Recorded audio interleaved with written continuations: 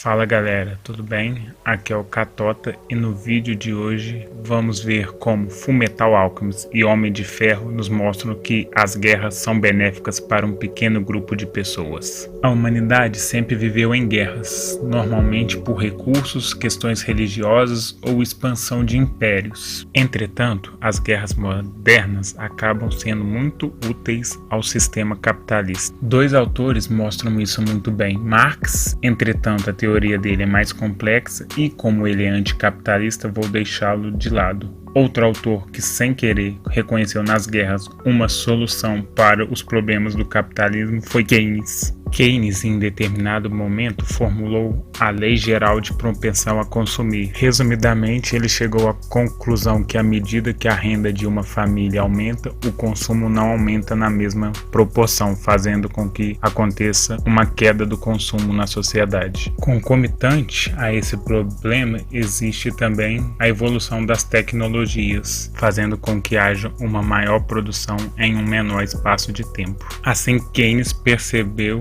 a relação do capitalismo com o subconsumo, e se algo não vai ser consumido, esse não deve ser produzido, para gerar assim uma escassez artificial. O melhor exemplo disso é a escassez dos diamantes, que podem ser produzidos sinteticamente, mas não são, para gerar um controle de oferta. E para o capitalismo, o baixo consumo é um problema, pois leva à estagnação e o desemprego. Keynes, quando detectou que o subconsumo era um grave problema, ele enumerou uma série de propostas para estimular o consumo, mas nenhuma foi tão eficaz quanto as guerras. Pois nas guerras você direciona o excedente de produção para a produção de armas, que irá destruir coisas, gerando assim mais consumo. O melhor exemplo disso é a crise de 29, que foi solucionada com a Segunda Guerra Mundial. Agora eu vou mostrar alguns dados de como a guerra movimenta e muito a economia norte-americana. Para se ter uma noção, o orçamento militar norte-americano para 2004 representou uma quantidade 10 vezes maior do que a soma considerada pelo Banco Mundial necessária para reduzir a pobreza do mundo. Falando um pouco em valores, depois de 6 semanas do 11 de setembro, as vendas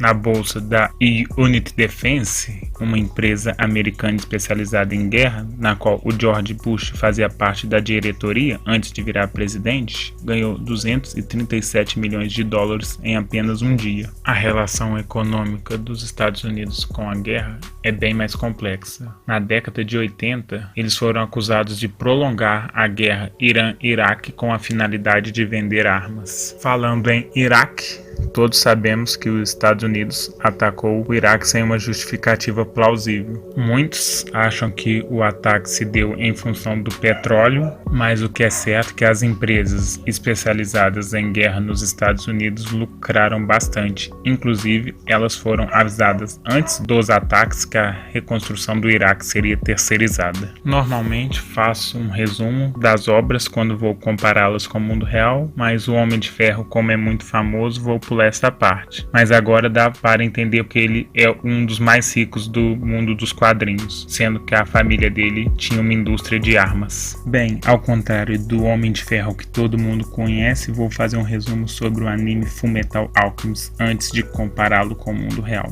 O mundo de Fullmetal Alchemist é baseado no período após a Revolução Industrial Europeia, situado em um universo fictício em que a alquimia é uma das mais avançadas técnicas científicas conhecidas pelo homem. A história centra-se nos irmãos Edward e Alphonse, que estão procurando a pedra filosofal para restaurar seus corpos, após uma desastrosa tentativa de trazer sua mãe de volta à vida através da alquimia. Agora vem um grande spoiler, que é como a pedra filosofal é obtida. Para quem não viu o anime, a obtenção da pedra filosofal é feita com o sacrifício de várias vidas humanas. No anime, um pequeno grupo, com o intuito de obter a pedra filosofal, orquestra uma guerra que na verdade foi um massacre. Infelizmente, esse é um paralelo possível de fazer no mundo real. Em 51, o presidente da Guatemala, eleito democraticamente, começou um processo de reforma agrária, e uma grande empresa americana que tinha terras na Guatemala pressionou seus senadores para iniciar um ataque, e através dessa pressão a CIA começou a treinar um exército que aplicou um golpe de estado Estado, instaurando uma ditadura militar que resultou em 140 mil mortes, sem contar o atraso econômico e social que o regime gerou no país. Sem mencionar as sequelas que as guerras geram.